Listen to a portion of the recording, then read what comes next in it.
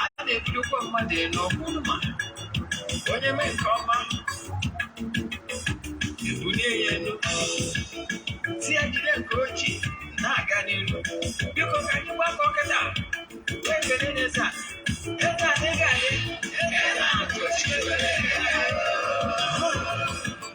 eze Ugochi tubelu nwoke ọma na oraifite ị ga-adị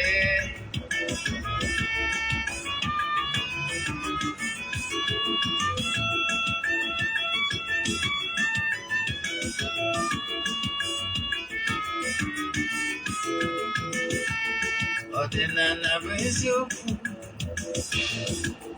ọdịnala bụ ụzọ ndụ ịma na o nwere olu na-eti mkpu na-asị ụmụ Igbo chigharịa ụmụ Igbo chigharịa kwa mbọsị ọ na-eti n'ụtụtụ n'abalị ọ nọ na nkụzi Eze-Ana Ugochi tubelu onye ọma na oraifite onye mgbasa ozi ọma ọdịnala gaba n'ihu Eze-Ana Ugochi tubelu onye ọmanye ji eme ọnụ ọdịnala bụ ụzọ ndụ gaba n'ihu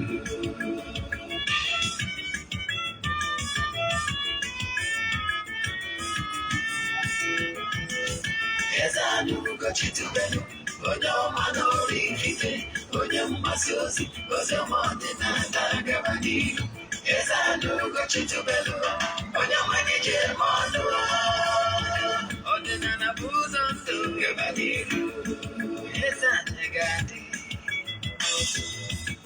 Ugochi tubelu ga-adị Ugochi tubelu temple ọ ya adị maka na eziokwu anwa chacha ndị oge erighị anyị fọnta mbaki ndị oche eri anyị fọnta mbaki fọchasị kara aka ghọrị ụmụ Igbo si anyị rapụ nke anyị na nke faka mma buru Baịbụl bịa akwụkwọ akụkọ mepekwa chọọchị fa okwulu ka dịkwa mana Ugochi tubelu ekweghị ekwe Eze-Ana si na ọma mbe ọdịnala ọma nkwụchacha oge ọbụla ọ na-eti ọ nọ na nkụzi Chukwu abịa ma gbagube ọdịnala ya dị ka anyị dọbụrụ ya ebe a ụmụ ọdịnala Igbo abịakwa m n'oge awa nke eziokwu meseji anyị taa ma eto ogologo nnukwu mana ọ ka anyị konkludo the part nkụzi anyị kụziri nye part 2 ya aka m bụkwa onye nke gị Ogbuefi Eze-Ana Ugochi tubelu na oraifite na Anambra steeti abụ m onye isi nchụaja Ugochi tubelu na temple onye na-agba afa mmiri emi bụkwazi ọrụ mmụọ dị iche iche abụkwazi m onye isi nchụaja na ọdịnala restoration prayer ministry bụrụkwazi onye mgbasa ozi ọdịnala Igbo. You can come here an ọdịnala evangelist. I will answer. My mission is to help people live better life. N'oge awa nke eziokwu n'isiokwu ụbọchị taa bụ ihe niile ị kwesịrị ịma gbasara ọdịnala Igbo ya na why you should avoid okeite na ajọ ọgwụ ndị ọzọ. Yes, ịma na ọnwụ na-egbu nwa nkịta ara ekwe n'isi nsi ọkwa eziokwu. Yes, ọ ya ka anyị chọọ ka nkụzie nkụzi ọzọ ma gbajaa ya agbajaa maka ndị nwere ntị. Nke ọzọ si bụ echefuna na aja anyị na-achụ kwa ọnwa tata bụ Tuesday, on Thursday ka anyị ga-achịkọta nke ọnwa Jenụwarị. Aja mbunye na-achịpụta ihe aja ọnwa anyị na-agba achụcha ije gọfụ na temple edego mme nke ụbọchị taa n'isi ndị niile sonyere ya na isi ndị Friends of the Temple all over the globe. Ndị na-esonye bụ na ya amarigo ka esi eme mana maka gịwa bụ onye ọfụ ịchọ isonye na ya nke ọnwa Febụwarị ifọwọdụ ya 3 prayer request mee donation token to the account number. Ịchatije m na WhatsApp onye gị the account number gbazie gị other details I need from you enwere ike kwuo gị. If you want to chat me on WhatsApp 0805-7837-672. I repeat 0805-7837-672. Because of our audition aka na-eme maka ya bụ our Nollywood video. Agwara m ọnụ na nkụzi anyị na-akụzi n'ọdịnala Igbo na anyị chọrọ put into shooting movies. By so doing, we're able to reach out to other people. They are not connected to social media. Yes, I need to tell our people our own story using Nigerian movie. Yes, okay, she better than keep us one now 2022. Well, wasn't a mode ready. My fans, here my fans, Saka. I will lots of programs. I will. Naturally, by into programming, they will be accommodated with time. Naturally, well, passion for filmmaking and the rest of them, both in the Golo established at the field, or in the vision, the passion, and they are my fans. Then let me know so that the new movie, as we are shooting this one, we are getting this one to the concluding ending. Yes. Then it will interest you to know that I'm one of the leading actors in the film, the movie. And one other prominent actors and actresses on here. May mention here with the promo version for that. Yes. May see promo version on the Facebook and my page. Then what promo versions here? Now my TikTok. Then it was a watch I put together my YouTube. Yes. Then I watch here multi choice and the DSTV and the rest of them. Then Abona Kusianka, he was also able Iga Mazebo na MSCI Yamutan Tihenia. So another script I did now. One of my family did that script. I can tell you. Now that's one. My word the topic. By the script, video shoot here, then I will let you. I'm cousin in the car that body. Then in that check was him now. I could stop. You need to name of Masarot Daddy, but Danny goes on. But before Gani and Kuzia, and we're losing what that around after. Under the influence of my voice here. Losing what I mad 100, yes. Mad 100, they are then a quarter, all of the hard too bad. For the name I have the one they gave back for them walk with, and all of the hard bad. I can tell you, Obroni where he can, he got a watch 8. Then, where he get a temple. Kega wodi wega you are young na Ugochi to na them. They are petition. Ihe chọrọ ka ndị afọranya mere gị. O nwere ndị na-etu abụ ndị ọnọdụ ha na-akụ ọta and mmụọ anụgo olu ha. Ndị abụ ndị a chọrọ ibere ebere by grace. So honestly, na it's yet a lot that you change negative things happening around you and your family. Man, you will engage a lot. Honestly, you will engage a lot. Great time to receive the temple with your petition. You got it all to wake up better. I can tell you, now we're on the Agatabu Jihanam this year 2023. I was in what I can yell. Obrugono na theater or Korokoni Yebide, Akuzinota. Na Chupu Kike, and that Jelun Kechuku are willing to help people, honest people. They were as Bobby Money, I will not have him. Great time and look appointment with me. Even at temple, but you are there, the Mamoto Ebia. Like I said, there are a topic into Macabia. Topic into Macabia Tatabo, Equanami Ambo. ekwuola ndị mbụ topic ya bụ ihe niile kwesịrị ịma gbasara ọdịnala Igbo. Ọdịnala Igbo bụ ụzọ ndụ. Ọdịnala Igbo bụ spirituality which you grow step by step. Yes, you must make out time for your spiritual exercise. You must make out time for reflection. Being a silent time. It could be 5 minutes, 10 minutes, it could be 20, it could be an hour, depends. There are no time for HROP. This time of meditation is a great time. Oh, get married in water vision.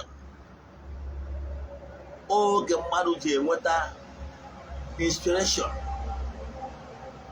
Oh, get married in water message. Never you deny yourself this opportunity. I want to get everyone under the globe. Great time to face the east. I want to water more to obey him or wabari.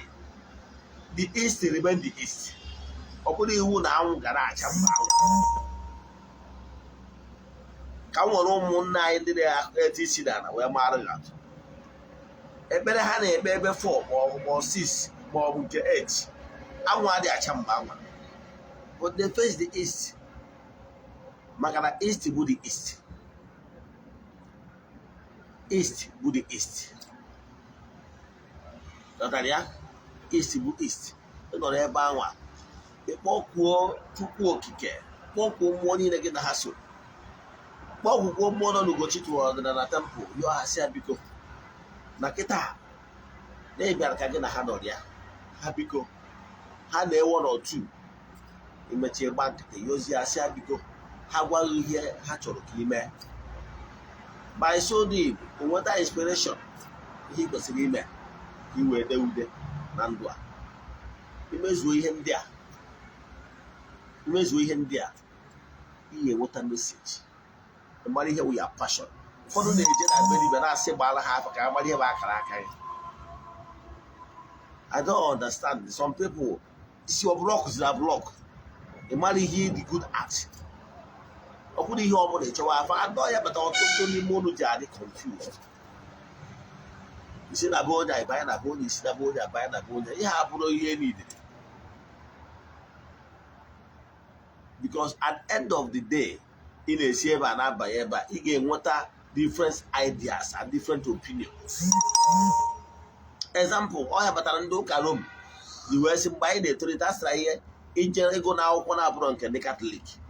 He had here a choke up protect him bound, they are in with different vision, different opinion. Because in case if you want to be a core Catholic, a strong Catholic, you must not be only on a Catholic there, Jegari. Because once you be the Jegari, what to be what they keep us like, not their faith.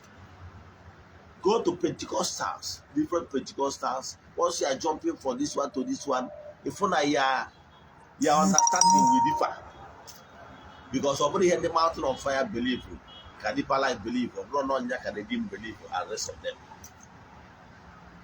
So Brononya make able a strong, staunch Christian, no. By jumping to a body order. When you can wear that belly be the job from time to time.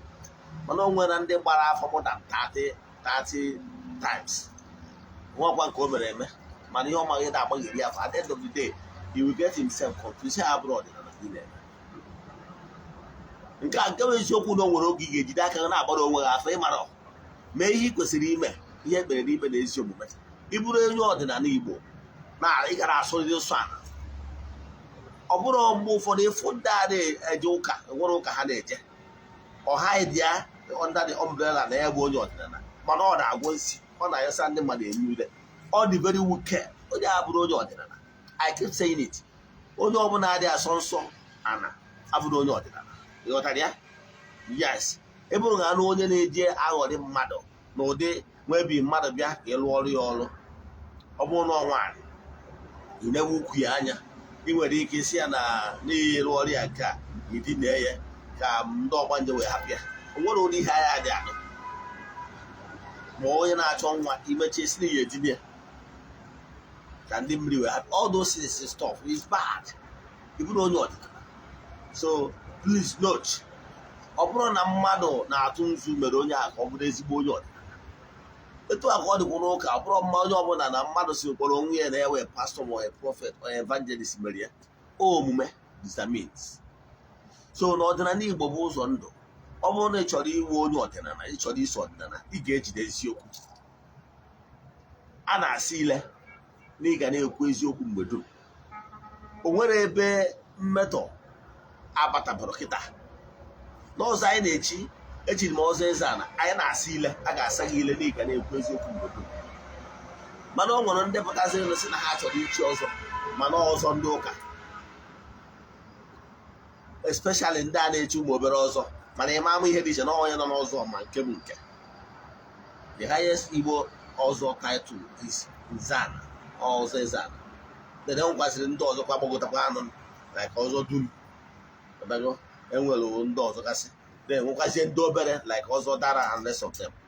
Ọtụtụ ndị na-echie ndị nnukwu ọzọ bụ ndị na-agba eriri n'ụkwụ.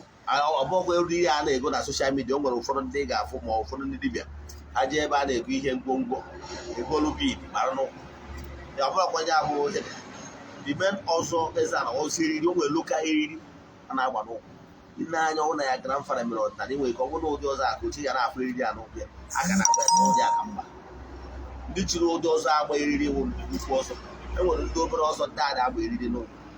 Yes, ọnụ ndị obere ọzọ aka ya afụ ndị ụka na-echi. Enwere ụbọchị njere je witness nke eme na one village, mana my village I had eme like that. Ihe anyị na-echi bụ Eze-Ana. Ọ bụrụ na ị bụrụ onye ọdịnala forget ọzọ abụrụ maka gị. Mana o nwere ndị na-echi obere ọzọ, onye na-eje ụka ọ sị na ya chọrọ ichi ọzọ. Ọ bụ onye na-echọrọ ichi ọzọ, ịgụcharịa nsọ niile a na-asọ n'ọzọ si na onwere nke ya asọ amachiwe ya ọzọ. Ọ bụrụ red cap chief, mana ọ na-ebu nwaanyị eje họtel, ọ na-atụ ntụ, ọ maka okwuru ka asa ya ile. Ụdị ndị na-eje ụka adịghị ka asa ha ile. Yes, ọsọ na ya bụ onye ụka. Ọ pụtakwa isi na onye ọzọ ka ọ bụ ihe amasị nke ịma na mgbere niile gbakwa agbagba amaozi nke afọ na ala ọkwa eziokwu. Etu a ka ọ dịkwuru n'ọdịnala. Ihe ndị were eme arụ ga-atụ ụka ihe ọchị ọfụma. Amaozi nke afọ na alụ. So onye ọbụla si na-eji ọfọ, ọ na ọfọ nwe onye ji enu. Mana ihe na-achịkọwalụ gị bụ na ịbụrụ ezigbo onye ọdịnala ichina ka mmadụ fụ gị, ị na-emeri mmadụ. All covenant between you and your ezumezu. Do everything that is upright in the book. Nke ọzọ, note, dibịa na-alụrụ gị ọrụ abụrụ Chukwu. Ihe dibịa nwere ike ime na-ewu intercede in your matter case. It's like your lawyer. Lawyer cannot give you 100% sure na ikpe gị iwetara ya na ya ga-ewin ya. All is your attorney, your counsel. Oje na court will present your matter, defend your case. However, all the judge get a judgment whether or grant all the things your lawyer requested or grant a few. Unu ejisina mindset eji eje ụka wee bata n'ọdịnala. Ọdịnala abụrụ ọgwụ. Nke ọzọ, ụfọdụ na-eje kịta ebiazi ijesi ka ije gbuo okeite. Igbu okeite onwe ka ị na-egbu. Isi ka ije gbuo ajọ ọgwụ. Ọ ihe aka ụfọdụ ọ bụrụ kịta ka ajọ ọgwụ bidoro. Ekwuru m ya mbụ na ọ nwere ndị nna nna ọtụtụ famili nna nna ha gwara ajọ ọgwụ ma ome ajọ dibịa. Ụfọdụ emere dibịa mana ha gwara ajọ ọgwụ. Eji wee kee ike, eji wee too ebu, eji wee mee nke abụọ mee nke ọzọ.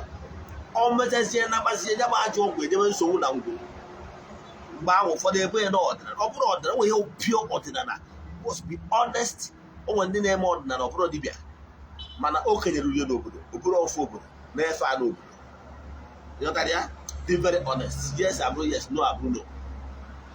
Agwakwara m ụnụ so na dibịa abụrụ a custodian of ọdịnala. Dibịa wee professional edesi go medical doctor. Mmadụ nwere ike igbu dibịa mana ọ dị represent ọdịnala values. Kịta azụ nwere ndị na-eji ike mbute alụ dibịa ịmara. O nwere ndị nọ n'otu nzuzo dị iche iche ma ndị nwere ike bute ike ndị India ebe na-alụ dibịa.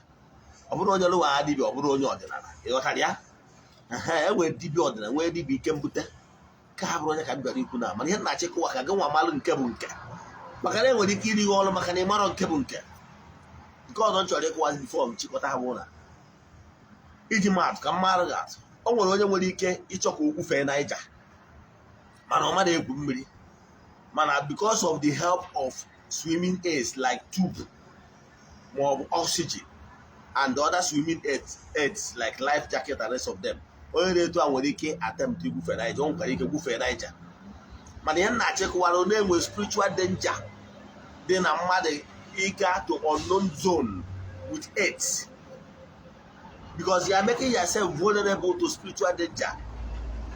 Your grandmaster and the other spiritualists can hurt you. You know why? When they keep up so onye ahụ mgbe ị na-anụ ka a na-asị na akwụnyere mmadụ n'ọkụ ma ọ na-akwụkwọ n'ọkụ ịghọta ihe ahụ because onye a ji the key. Onye ahụ gwọrọ gị ajọ ọgwụ ji the key. Ụbọchị ọchọọlụ ọkpụkpụ n'ọkụ ị nabachukwu ịghọtara ya ọzọ ọkpụkpụ n'ọkụ maka na he owns the key ihe o mere gị ọdụ ka ịfụ onye na-egwu mmiri with tube swimming aid ọ ma na-egwu mmiri onye ọnwụna chọrọ ihe ọtụ ya or the grandmaster nwere ike ije pọch na tupu onye bụ tubu the person will be drawn because ọ mara how things work in the rain ọ na-aga na ya mana ọ bụrụ na ị fụrụ nwa ịjọ ma ọ bụ nwa onye Igbo anyị nwawu ndị nwere mmiri nọ na my backyard eze anyị na-eji egwu budere mgbe anyị dị ụmụazị o nwere obodo ije saịdị Anam Akurere ndị nwere mmiri ụmụazị a mụrụ n'ụlọ they can swim very well. He learned the tricks, the skills. I can tell you that some of them can do for Niger because of the skill Hamilton. Because everybody had a power once. I want to see a bro. Yes. Now, mother will kid you once. We may hear the castle or walk. So, only one will like it to me is we will pay here on the Moreab where the skill of swimming. Mana onye GC AIDS can run into spiritual danger. Makana iki adrenalkia. His life and safety is in the hands of swimming aids. Mana onye may mmiri learn the skill. Ike ndụ ya dị yamanaka. He determines he calls it. So mgbe ị na-eji agwọ ọgwụ ị na-achọ ka ị nweta short corners, ị nweta ihe abụrụ ihe deserve, ihe imeritri. And there were consequences. And the more danger then because those things are not academy. Madam Biji can develop your spiritual strength bit by bit. A speed, bit by living worthy life formulation. Start living, following the natural spiritual growth gradually. A time will come where you get balanced spiritually. All you sow, that is by sowing good seeds. You have a lot of goodies in your store, which you have labored for. Believe in me, when you will be harvesting your goodies, nobody will stop you. So learn how to build your spiritual strength. By one, learn how to live, be very modest with your relationship with others. Be fair. Because garbage in, garbage out, whatever you sow in creation must flow back to you, the originator. Go and read Galatians system. God can never be mocked. Whatever you sow is what you reap. So what am I saying in essence? Let begins to. Oh, then a mother make us oh. No one na so sana. Na ebu mmadụ. Now today, moral values the mother. And because of this in there, what are you Odinana? They make us so here. For the Beliane, they had a channel to Odinana. April and no other sons, they money here are not forbid. Don't do it. They will go watching to see him. I'm not forbid. You may met Campus Yaba in the nature video to Sally and the Adon. What a job, no Ogbuefi Eze-Ana Ugochi tubelu si na ajọ ọgwụ bụ ihe ọjọọ. Ajọ ọgwụ ọbụla ịkpọrọ ya okeite, ịkpọrọ ya ihe ọbụla ịkpọrọ ya ha na-agwọcha ọgwụ ha baa ya afa nwere ike ime ka ọ dị attractive. I can tell you na okeite anọta aka ọ bido mana mgbe a na-ekwu ekwu mana kịta sị ndị mmadụ na-brag with all those things. Jere na video ebe m kọwara gbasara the formulation of okeite ọ bụrụ onye ka m bịara ikwu. mana ana m achọ ịgwa gị gbaa mbọ develop ya inner strength ka whatever that is yours ihe ọdịnala bụ ịpachi ụzọ gị ihe ọbụla bụ ya destiny ihe ọbụla bụ ihe ị deserve. Nobody will stop you from reaping what you sow. Maka na gị na entities of powers dị na mma gị na chi gị dị na mma therefore ha ga-anọ na-anụrụ gị ọgụ chi gị ga-anọ na-anụrụ gị ọgụ dị shọd ihe ọbụla bụ oke gị ruru aka na mmadụ anara ya anara ya ọhịa ọdịnala na-arụ ịchụ àjà wee pịacha ụzọ gị mmụọ niile a gị na ha kwụ ya backbone ga-ensure that whatever ọbụla ga na-eweta oke gị na mmụọ. That's all. Ọmụ na chi gị dere ụba inwe ụba mmadụ niile ama abụ ọgaranya mmadụ niile ama abụ bilionia. Yes, enwere ndị even na agba ochie na Old Testament even during that time of Christ.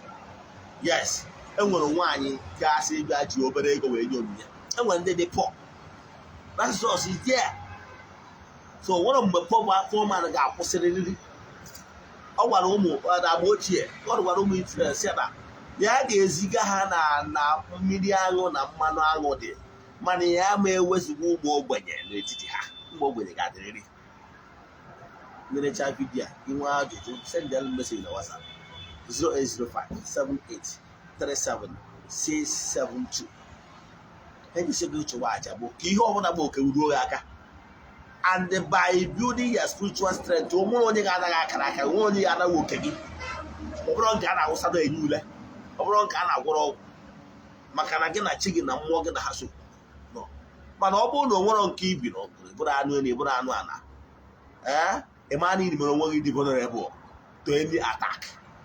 Mana ịlụ ọrụ mmụọ dị n'ụzọ gị mmụọ niile anyị na-esetụrụ ma chi gị ma ndị ichie abụrụ ya backbone ndị ga-eprotect gị to ensure na anụ ndọgbu na ndị obi ọjọọ na ndị obi abụọ anara oke gị. Ịghọtara ya? Onye lecha vidio a tụsara ya ndị ya gasịa